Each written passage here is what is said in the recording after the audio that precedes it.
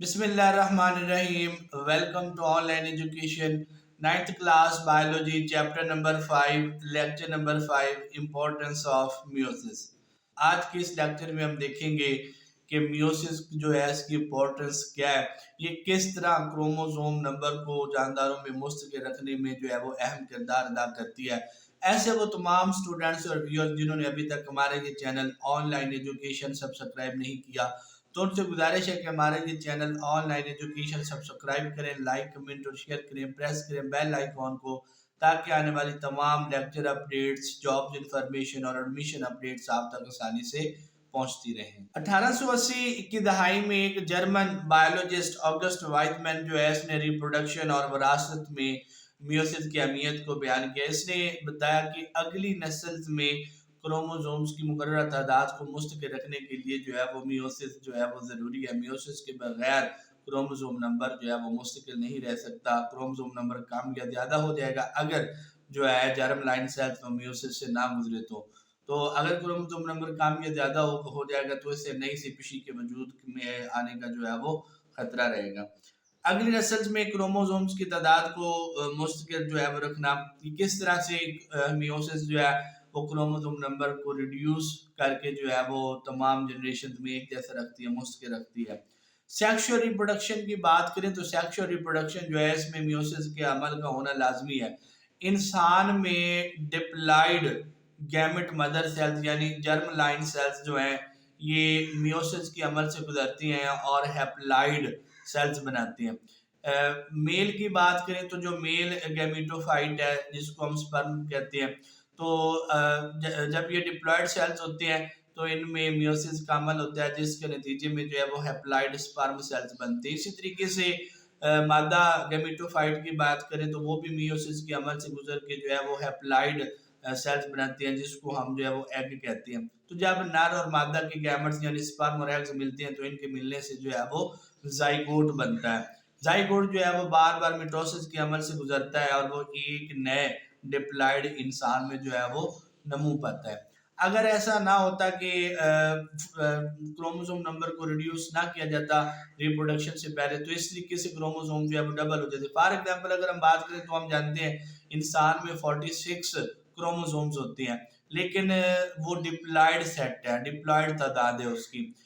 تو ریپروڈکشن سے پہلے جب گیمٹس بنتے ہیں نر اور مادہ کے تو اس ڈپلائیڈ سیٹ کو جو ہے وہ بیسک سیٹ یعنی ہیپلائیڈ سیٹ میں تبدیل کیا جاتا ہے. یعنی کہ 23 کروموزوم جو ہے وہ نر گیمٹس کے ہوتے ہیں اور 23 کروموزوم جو ہے وہ مادہ گیمٹس کے ہوتے ہیں یعنی ایگ کے. تو جب سپرم اور ایگ دونوں آپس میں ملتے ہیں جس کے نتیجے میں فرٹیلائزیشن ہوتی ہے اور فرٹیلائزیشن کے نتیجے میں زائگوٹ بنتا ہے تو 23+23 ملتی ہیں، تب جا کے جو ہے نا وہ 46 کروموزوم جو ہے نا وہ ایک انسان کے اندر مستقل رہتی ہے. اگر یہ ڈپلائیڈ سے ہیپلائیڈ میں کنورٹ نہ ہو تو اس کا نتیجہ کیا نکلے گا؟ 46+46 92 ہو جائیں گے اور یہ کوئی نئی سپیشی جو ہے نا وہ وجود میں آ جائے گی. تو اس طریقے سے قدرت نے کیا سسٹم رکھا ہے کہ جب ریپروڈکشن ہونے لگتی ہے تو میوسس کے عمل سے ڈپلائیڈ سیلز گزرتی ہیں اور وہ ہیپلائیڈ سیلز بنا دیتے ہیں تاکہ کروموزوم نمبر جو ہے وہ اگلی جنریشن میں مستقل رہے. اسی طریقے سے بہت سے ہیپلائیڈ فنجائی اور پروٹوزوم جو ہیں یہ میٹوسس کے عمل سے گزرتے ہیں اور ہیپلائیڈ گیمٹس بناتے ہیں. اس کے علاوہ پودوں کے لائف سائیکل کی بات کریں تو پودوں کے لائف سائیکل میں نسلوں کا تبادلہ یعنی الٹرنیشن آف جنریشن ہوتا ہے. ایک نسل ان کی جو ہے وہ سپوروفیٹک ہوتی ہے، سپورٹس کے ذریعے سے ریپروڈیوس ہوتی ہے، تو اگلی نسل جو ہے وہ گیمٹس کے ذریعے سے ریپروڈیوس ہوتی ہے، اس کو ہم گیمیٹوفیٹک جنریشن کہتے ہیں. تو یوں سپوروفیٹک جنریشن اور گیمیٹوفیٹک جنریشن کا یک کے بعد دیگرے آنا، ایک دوسرے کے ساتھ عدل بدل کر کے آنا جو ہے اس کو ہم الٹرنیشن آف جنریشن کہتے ہیں. جو ڈپلائیڈ سپوروفیٹک جنریشن ہوتی ہے یہ میوسس کے عمل سے اس کے سیلز گزرتے ہیں اور نتیجے میں جو ہے وہ ہیپلائیڈ سپورز پیدا کرتے ہیں. جو ہیپلائیڈ سپورز جب گروتھ کرتے ہیں تو وہ ہیپلائیڈ گیمیٹوفائٹ پیدا کرتے ہیں. یہ جو ہیپلائیڈ گیمیٹوفیٹک جنریشن ہوتی ہے یہ فاردر میٹوسس کے عمل سے گزرتی ہے اور ہیپلائیڈ گیمٹس بنا دیتی ہے. گیمٹس کے ملنے سے جو ہے وہ ڈپلائیڈ زائگوٹ بنتا ہے جو میٹوسس کے ذریعے سے جو ہے وہ نئے ڈپلائیڈ سپوروفائٹ میں نمو پاتے. یعنی جو گیمیٹوفیٹک جنریشن ہے یہ آگے جو ہے ہیپلائیڈ سپورٹس کو پیدا کرتی ہے اور جو سپوروفیٹک جنریشن ہے یہ آگے جو ہے وہ ڈپلائڈ گیمٹس کو پیدا کرتی ہے جس کے نتیجے میں زائگوٹس بنتا ہے، اور یوں یہ جنریشنیں جو ہیں وہ ایک دوسرے کے ساتھ عدل بدل کر آتی ہیں، اس لیے ہم ان کو جو ہے وہ الٹرنیشن آف جنریشن کہتے ہیں۔ اس کے علاوہ اگر ہم میوسس کی امپورٹنس کی بات کریں تو اگلی نسلوں میں تغیرات پیدا کرنے، یعنی ویریشنز جو ہے سپیشیز کے درمیان ویریشنز لانے کے لیے بھی جو ہے وہ میوسس بڑا اہم کردار ادا کرتی ہے۔ ہم جانتے ہیں کہ میوسس 1 کی جو پروفیز 1 ہے اس میں ایک فنومینن جس کو ہم نے کراسنگ اوور کہا تھا، جس میں ہومولوگس کروموزومز کے نان سسٹر کرومیٹڈز جو ہے یہ اپنے حصوں کا تبادلہ کر لیتی ہیں، جس کے نتیجے میں جینیٹک میک اپ جو ہے وہ شفل ہوتا ہے، ایکسچینج ہوتا ہے، جس کے نتیجے میں وراثتی تغیرات جو ہیں وہ پیدا ہوتے ہیں۔ تو بعض اوقات سپیشیز کی ماحول میں بقا کے لیے تغیرات کا ہونا جو ہے وہ بہت زیادہ ضروری ہوتا ہے، اس طریقے سے وہ ماحول میں ہونے والی تبدیلیوں کو برداشت کرنے کے قابل ہوتی ہیں اور اپنی بقا کو جو ہے وہ قائم رکھ سکتے ہیں، یعنی یہ تبدیلیاں ان کو ماحول میں مطابقت کے جو ہے وہ قابل بنا سکتی ہیں۔ تو یہ جینیٹک میک اپ کا جو ہے وہ تبدیل ہونا یہ فائدہ مند ہو سکتا ہے، تو اس لیے جو ہے میوسس جو ہے یہ اگلی نسل میں تغیرات پیدا کرنے کے لیے بھی جو ہے وہ اہم ہے۔ میوسس کے دوران جو پیرنٹ سیلز ہیں جی کراسنگ اوور سے گزرتے ہیں اور ڈاٹر سیلز یعنی گیمٹس بھی ان میں وراثتی تبدیلیاں آ جاتی ہیں۔ جب گیمٹس مل کر زائگوٹس بناتے ہیں تو ان کا جینیٹک میک اپ چونکہ دونوں والدین سے مختلف ہوتا ہے، تو یہ ان کی جو ایکسپریشنز اپیئر ہوتی ہیں، یعنی ان کی جو خصوصیات ظاہر ہوتی ہیں، یعنی ان کی جو فینوٹائپس ہوتی ہیں وہ دونوں والدین سے جو ہے وہ مختلف ہوتی ہیں، جس کی وجہ جو ہے وہ ویریشن ہے، وراثتی تغیرات ہیں۔ تو یہ وراثتی تغیرات اسی طریقے سے نسل در نسل جو ہے وہ منتقل ہوتے رہتے ہیں اور بہتر تغیرات جو ہیں یہ سپیشیز کو ماحول میں تبدیلیوں سے مطابقت پیدا کرنے میں مدد دیتے ہیں، یعنی یہ یوزفل ہو سکتے ہیں۔ جہاں پر ہم نے میوسس کی امپورٹنس یعنی اس کی اہمیت کی بات کری تو وہاں پہ جو ہے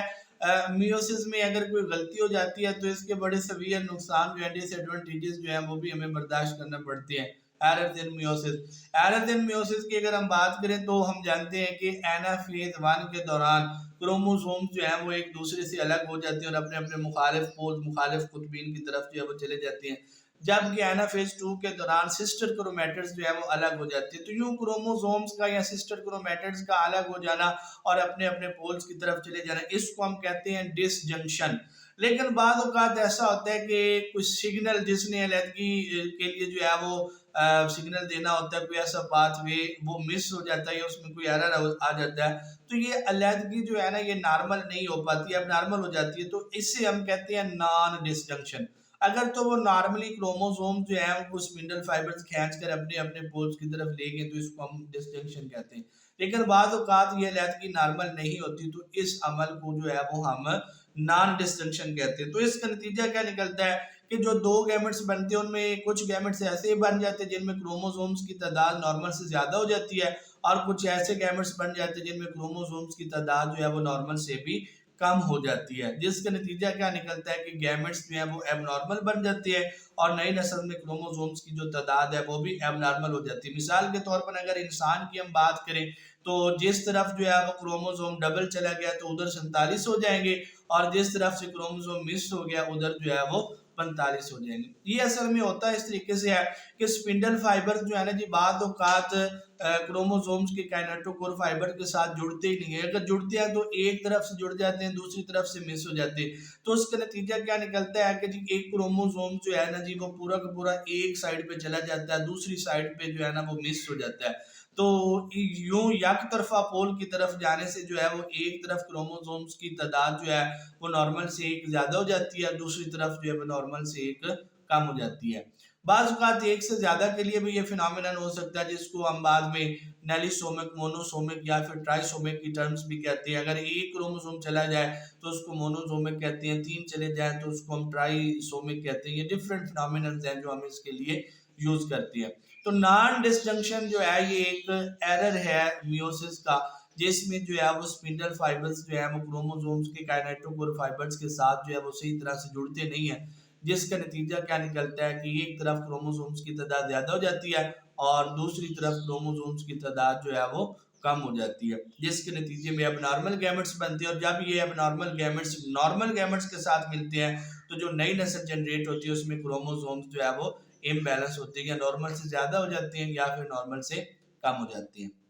ہمارے اس چینل آن لائن ایجوکیشن کو سبسکرائب کریں، لائک کمنٹ اور شیئر کریں، پریس کریں بیل آئیکن کو، تاکہ آنے والی تمام ویڈیوز اپڈیٹس، جابز انفارمیشن اور ایڈمیشن اپڈیٹس آپ تک آسانی سے پہنچتی رہیں۔